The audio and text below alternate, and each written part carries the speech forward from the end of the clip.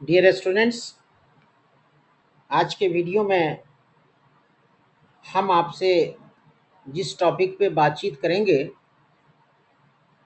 वो बहुत ही important topic है इंग्लिश ग्रामर में, और उसका नाम है केस।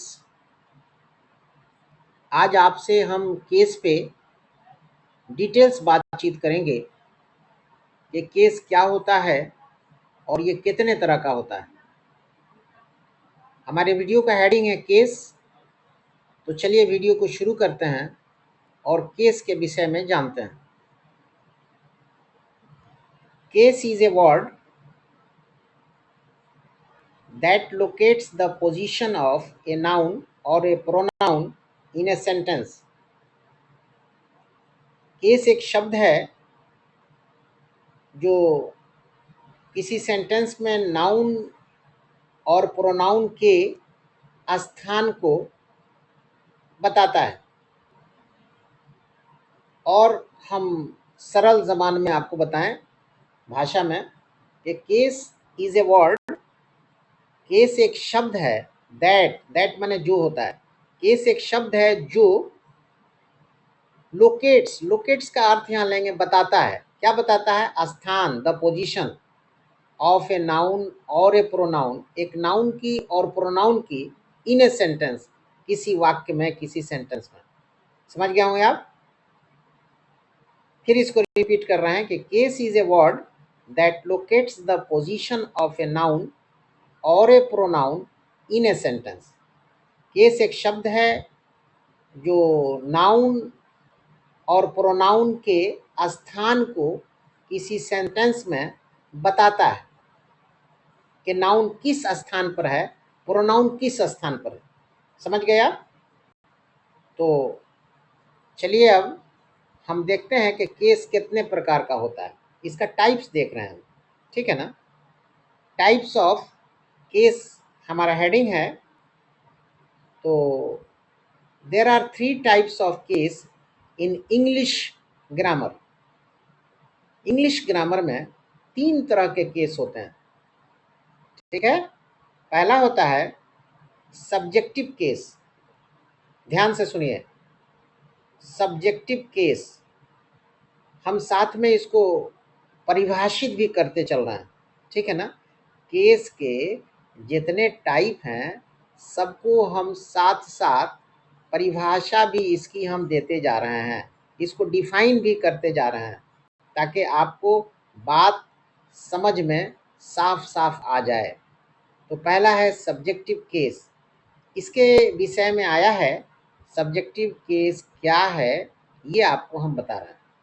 तो सब्जेक्टिव केस के बारे में आया है कि when we use a noun और pronoun as a subject in a sentence it is called subjective case.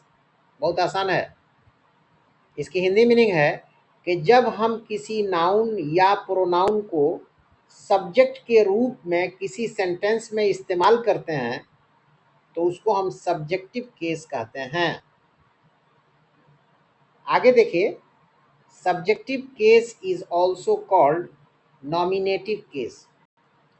Subjective case का दूसरा नाम नॉमिनेटिव केस है, ठीक है ना।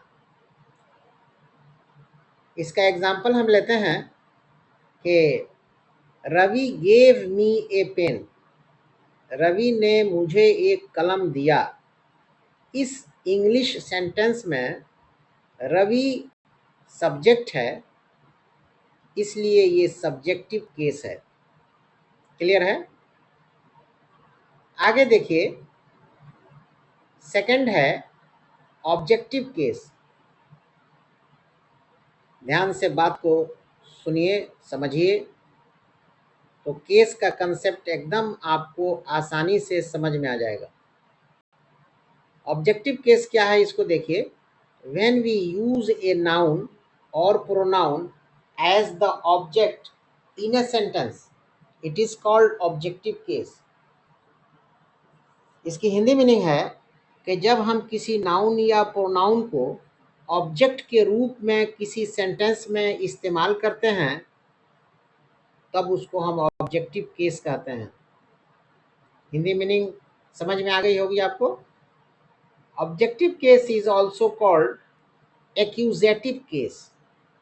ऑब्जेक्टिव केस को एक्यूजेटिव केस भी कहते हैं, माने ऑब्जेक्टिव केस का दूसरा नाम एक्यूजेटिव एक्यूजेटिव केस भी है।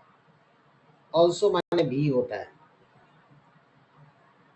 इसका एग्जाम्पल देखिए, इसका एग्जाम्पल है रवि गेव मी ए पेन। रवि गेव मी ए पेन, ये इंग्लिश का सेंटेंस है। इसकी मीनिंग है रवि ने मुझे एक कलम दिया। इस सेंटेंस में मी ऑब्जेक्ट बना और पेन भी ऑब्जेक्ट बना। तो चूंकि मी ऑब्जेक्ट है और पेन भी ऑब्जेक्ट है, इसलिए ये ऑब्जेक्टिव केस हुआ। ऑब्जेक्टिव केस हुआ। मी भी ऑब्जेक्टिव केस है और पेन भी ऑब्जेक्टिव केस है। क्लियर है। आगे देखिए, तीसरा है पॉसेसिव केस। पॉसेसिव केस इसके विषय में है कि when the form of a noun or pronoun is used to show position or relation, it is called possessive case।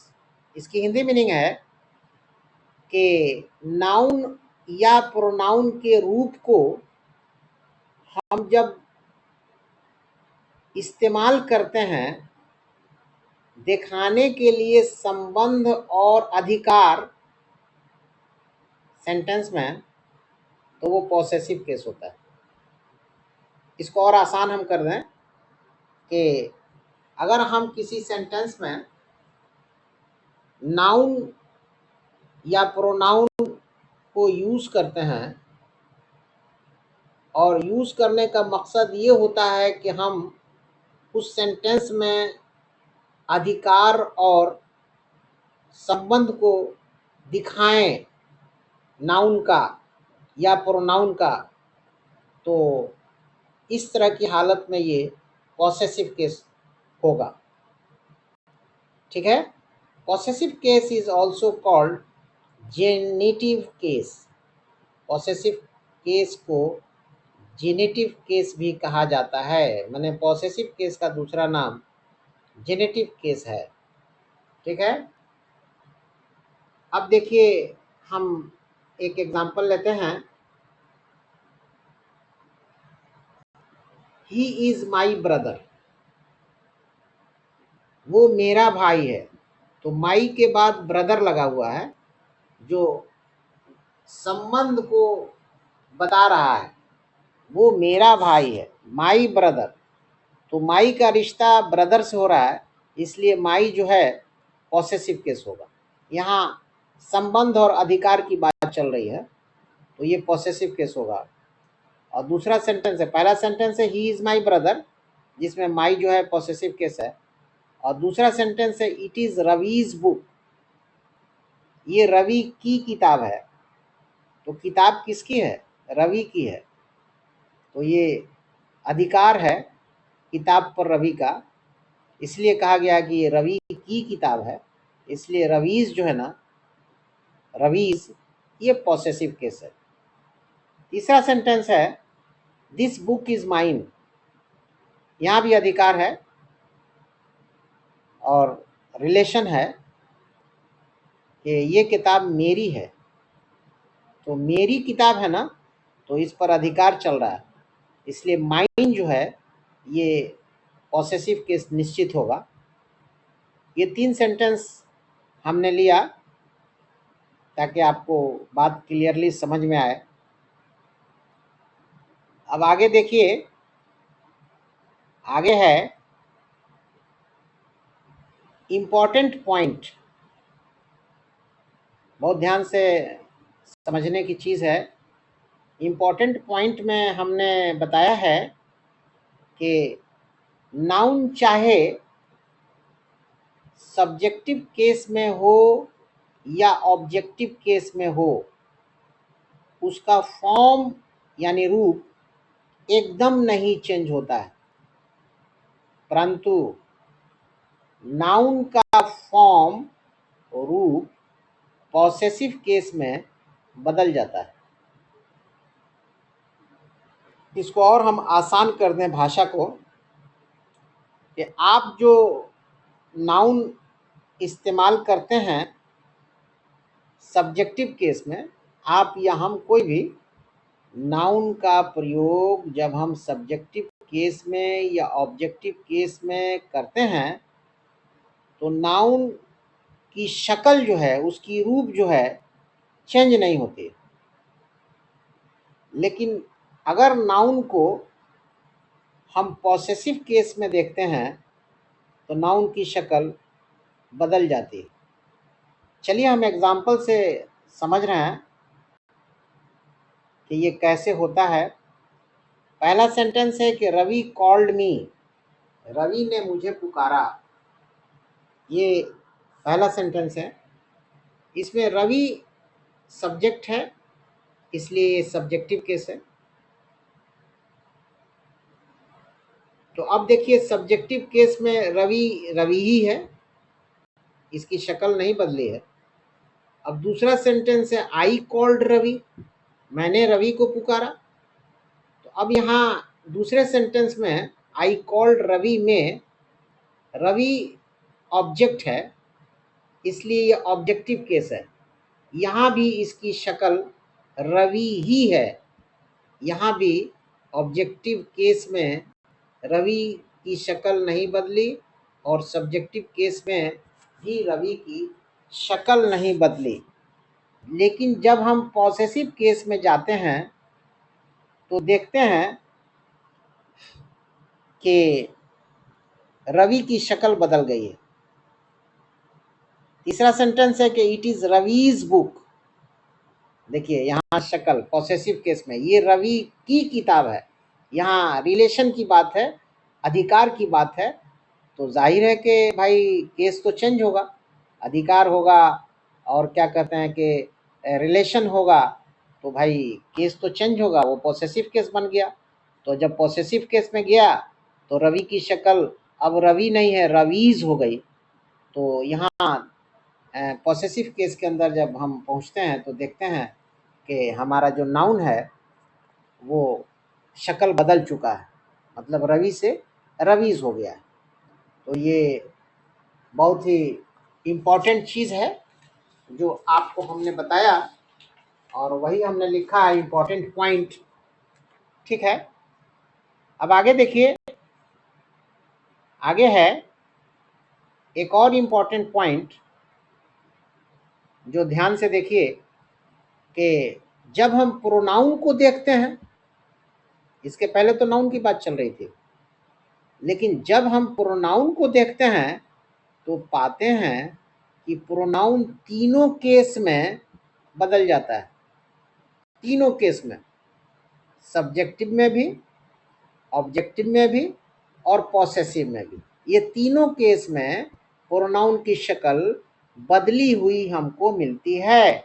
जैसे यहाँ देखिए, हमने प्रोनाउन को लिया है, ऊपर में लिखा है subjective case, objective case, possessive case. ठीक है, अब देखिए पहला है आई, जिसकी हिंदी मीनिंग है मैं, ये सब्जेक्टिव केस है। जब ये ऑब्जेक्टिव बना तो मी हो गया, मी की हिंदी है मुझे। और जब ये पॉसेसिव में गया तो माई की शक्ल इख्तियार किया और माइन की शक्ल इख्तियार किया, और दोनों की मीनिंग है मेरा। ठीक है, दूसरा है वी, जो सब्जेक्टिव केस है, इसकी हिंदी मीनिंग है हम लोग। ये वी जब ऑब्जेक्टिव केस में गया तो अस की शक्ल इख्तियार किया, जिसकी हिंदी मीनिंग है हमें। और जब यही वी पॉसेसिव में चला गया था, आवर्स बन गया, जिसकी हिंदी मीनिंग है हमारा। अस का अर्थ है हमें, वी का अर्थ है हिंदी में हम लोग, अस का अर्थ है हमें, आवर्स का अर्थ है हमारा। अब तीसरा प्रोनाउन है, ये सब प्रोनाउन है, आई वी यू ही सब प्रोनाउन है। अब तीसरा जो प्रोनाउन यू है, ये सब्जेक्टिव केस है। इसकी हिंदी मीनिंग है तुम लोग। यह यू जब ऑब्जेक्टिव केस में गया तो यू ही रहा, जिसको हिंदी में तुमको तुम्हें बोलते हैं। आज जब ये पॉसेसिव में गया तो शक्ल बदला, योर्स बन गया, जिसकी हिंदी मीनिंग है तुम्हारा। चौथा है ही, जो सब्जेक्टिव केस है। ही का अर्थ वह है, उसने है। जब ये ऑब्जेक्टिव केस में ही जाता है तो हिम की शक्ल इख्तियार करता है, और हिम का अर्थ हिंदी में उसे, उसको होता है। और जब यही ही पॉसेसिव केस में जाता है तो हीज बन जाता है, जिसकी हिंदी मीनिंग है उसका। अब देखिए पांचवा है शी। ये सब्जेक्टिव केस है और प्रोनाउन है। इसकी हिंदी मीनिंग है वह, उसने। ये शी जब ऑब्जेक्टिव केस में जाता है तो हर बनता है, जिसकी हिंदी मीनिंग है उसे, उसको। और यही शी जब पॉसेसिव में जाता है तो हर्ष बनता है, जिसकी हिंदी मीनिंग है उसका।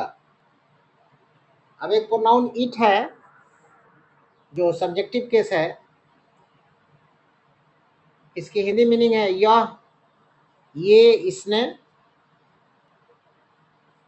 जब ये ऑब्जेक्टिव में जाता है तो शक्ल बदलता है, नहीं है, ईट ही रहता है। ईट ही रहता है, जिसकी हिंदी मीनिंग यह है। और जब ये पॉसेसिव में दाखिल होता है, पहुंचता है, तो शक्ल बदल देता है, इट्स बनता है, जिसकी हिंदी मीनिंग है इसका, इसकी। एक प्रोनाउन है दे, जो सब्जेक्टिव केस में है। इसकी हिंदी मीनिंग वे है, वे लोग है, उन्होंने है। और जब ये ऑब्जेक्टिव केस में पहुंचता है तो देम बन जाता है, शक्ल बदल देता है, जिसकी देम की हिंदी मीनिंग है उनको, उन्हें। और जब ये पॉसेसिव में पहुंचता है तो यही दे जो है देयर बन जाता है, देयर्स बन जाता है, जिसकी हिंदी मीनिंग है उनका। तो ये जितने हैं, I, we, you, he, she, it, they, ये I 1, we 2, you 3, he 4, she 5, it 6 और दे 7, ये 7 प्रोनाउन हैं जो अपनी शक्ल बदल रहे हैं हर केस में, ऑब्जेक्टिव में भी और पॉसेसिव में भी।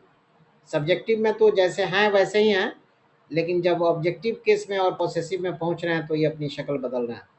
ठीक है ना? तो अब हमको देखना ये है कि आई जो हमारा पहला प्रोनाउन है, वो जब पॉसेसिव में पहुंचा है तो माई और माइन बना है, जिसका अर्थ मेरा होता है। ठीक है ना? और वी, आवर और आवर्स बना है, यू, योर और योर्स बना है, एटसेट्रा।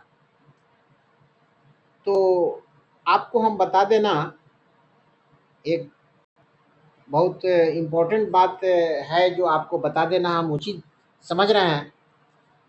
ये जो माई है, आवर है, योर है, हिज है, हर है, ये सब जो है, ये एक मानी में अपना कहलाता है, अपना। और ये इस्तेमाल होता है अपने अलग अलग सब्जेक्ट के साथ। ठीक है ना? तो चलिए हम देखते हैं कि किस सब्जेक्ट के साथ ये अपना का प्रयोग किया गया है।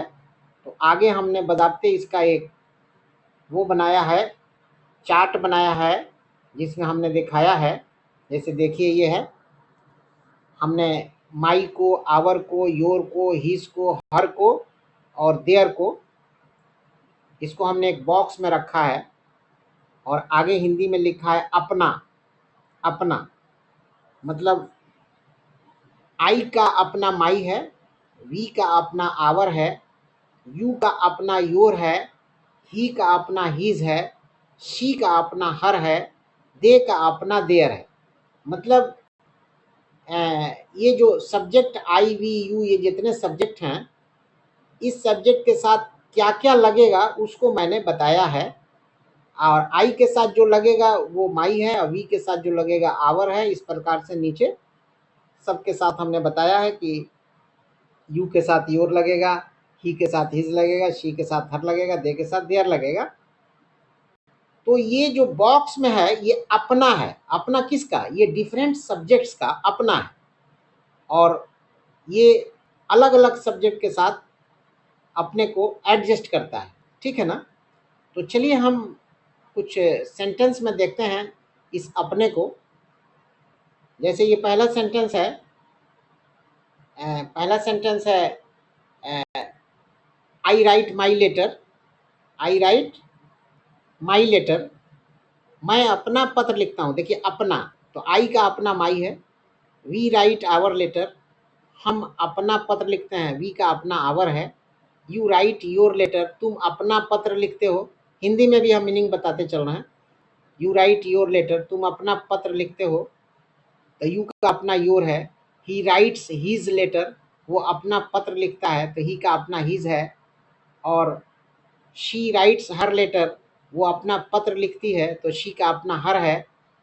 और दे राइट देयर लेटर, वे अपना पत्र लिखते हैं, तो दे का अपना देयर है। तो अब आप समझ गए होंगे कि ये अपना क्या होता है और कैसे इस्तेमाल होता है। लेकिन अब दूसरी एक इम्पॉर्टेंट बात यह है कि आई जब पहुंचा था पॉसेसिव केस में, तो माई बना और माइन बना। तो ये माई तो अपना है जो मैंने बता दिया आपको। और ये माइन क्या है? माई का भी अर्थ मेरा होता है, माइन का भी अर्थ मेरा होता है, लेकिन माइन का यूज कहाँ होता है? ठीक है ना? ये एक बहुत ही इम्पॉर्टेंट चीज है जो आपको हम बताने जा रहे हैं। ठीक है ना? तो इसको ध्यान से देखिए। आगे है एक बहुत ही इम्पॉर्टेंट चीज जो नोट के रूप में हमने लिखा है। इसको ध्यान से देखिए। अगर सेंटेंस में मेरा और तुम्हारा के साथ कुछ और जुड़ा रहे तो माई और योर का प्रयोग किया जाएगा। अगर सेंटेंस में मेरा और तुम्हारा के साथ कुछ और जुड़ा रहे, यानी जुटा रहे, तो माई और योर का प्रयोग किया जाएगा। अगर सेंटेंस में मेरा और तुम्हारा अकेले आए, कुछ जुटा हुआ न हो, यानी अकेले आए, तो माइन और योर्स का प्रयोग किया जाएगा। ये बहुत ही इंपॉर्टेंट चीज है जो आपको हम बता रहे हैं। ठीक है? अब चलिए इसको एग्जाम्पल से हम क्लियर कर लेते हैं। एग्जाम्पल है कि तुम मेरे भाई हो। तुम मेरे भाई हो। तो अब देखिए, मेरे के साथ भाई लगा हुआ, मेरे के साथ भाई लगा हुआ है। तुम मेरे भाई हो, तो इसका ट्रांसलेशन होगा you are my brother. You are my brother. ठीक है ना? मेरे के साथ कुछ लगा हुआ है, भाई लगा हुआ है। तो जब कुछ लगा हुआ है मेरे के साथ, तो माई का प्रयोग होगा। और नीचे के सेंटेंस में देखिए कि तुम मेरे हो, तो यहाँ मेरे के बाद कुछ नहीं लगा हुआ है, तो यहाँ जो है माइन का प्रयोग होगा। माइन, देखिए माइन के आगे एस लगा है जो गलत है। यू आर माइन होगा, माइंस नहीं होगा। एस को काट दीजिएगा। तुम मेरे हो, यू आर माइन होगा, माइंस नहीं होगा। एस गलती से लग गया है, सॉरी, वेरी सॉरी। तो एस को आप काट दीजिएगा। यू आर माइन करेक्ट है। तुम मेरे हो, यू आर माइन। देखिए मेरे के बाद कुछ नहीं लगा है, इसलिए यहाँ होगा यू आर माइन। ठीक है ना?